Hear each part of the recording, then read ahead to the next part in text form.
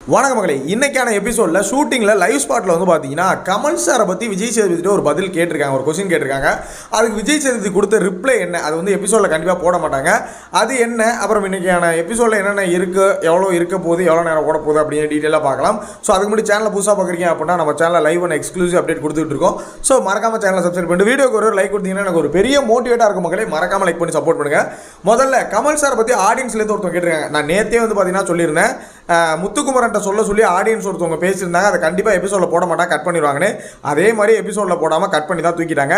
But அதே மாதிரி இந்த விஷயத்துக்கு கட் பண்ணுறதுக்கு வாய்ப்புகள் நிறைய. கண்டிப்பாக அதை கட் பண்ணி தான் ஆகணும். ஏன்னா அவர் கட் பண்ணின்னு சொல்லிட்டு தான் பேசியிருப்பாரு.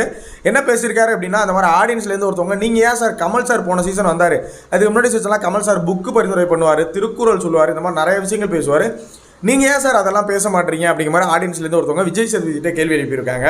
ஸோ அதுக்கு அவர் சொன்ன பதில் தான் பயங்கரமான தக் மொமெண்ட்னு சொல்லிட்டோம். ஐயா, எனக்கு உள்ளேருந்து தான் டேரக்டர் சொல்லதாங்க நான் ஹோஸ்டிங்கே பண்ணிக்கிட்டு இருக்கேன், இதில் அதெல்லாம் பண்ணணும்னா அந்த அளவுக்கு நமக்கு தெரியாதுங்க ஐயா அப்படின்னு ஓப்பனாக போட்டு உடச்சிருக்காரு. இது கண்டிப்பாக உங்களுக்கு வந்து பார்த்தீங்கன்னா எபிசோடில் காட்ட மாட்டாங்க.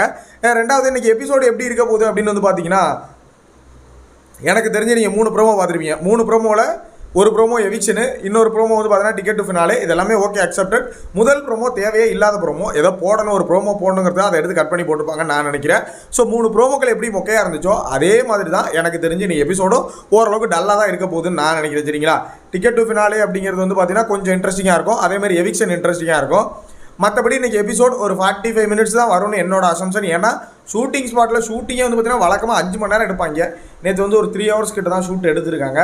ஸோ அதன் அடிப்படையில் இன்றைக்கி எபிசோட் கொஞ்சம் டல்லாக இருக்கிறது வாய்ப்புகள் நிறையா இருக்குது. எப்படி இருக்குன்னு பார்க்கலாம், பார்த்துட்டு பேசலாம். பார்க்குறது முன்னாடியே பேசக்கூடாது இல்லையா? நிறைய பேர் கமெண்ட் போடுங்க, அதுக்குள்ளே பேசாதரா அப்படின்னு சொல்லிட்டு. அவங்க என்னத்தை கட் பண்ணுறாங்கன்னு நமக்கு தெரியாது. ஒரு வேளை மொத்தமாக தூக்கி 3 மணி நேரத்தை கட் பண்ணி 1.5 மணி நேரத்தை அப்படியே போட்டாலும் போடலாம். ஸோ என்ன நடக்குது அப்படிங்க வெயிட் பண்ணி பார்க்கலாம். இந்த விஷயத்தை பற்றி விஜய் சேதுபதி சொன்ன இந்த பதிலை பற்றின உங்களோட ஒப்பீனியன் என்ன அப்படிங்க மறக்காம கமெண்ட்டில் போட்டுவிடுங்க. எவிக்ஷன் அனுப்பிச்சுதாங்கிறது தெரியும் இல்லையா? ஸோ ஓகே, இதை பற்றி உங்களோட ஒப்பீனியன் மட்டும் மறக்காம கமெண்ட்டில் போட்டுவிடுங்க. நெக்ஸ்ட் வீடியோ மீட் பண்ணுறேன். தேங்க்ஸ் ஃபார் வாட்சிங். பை.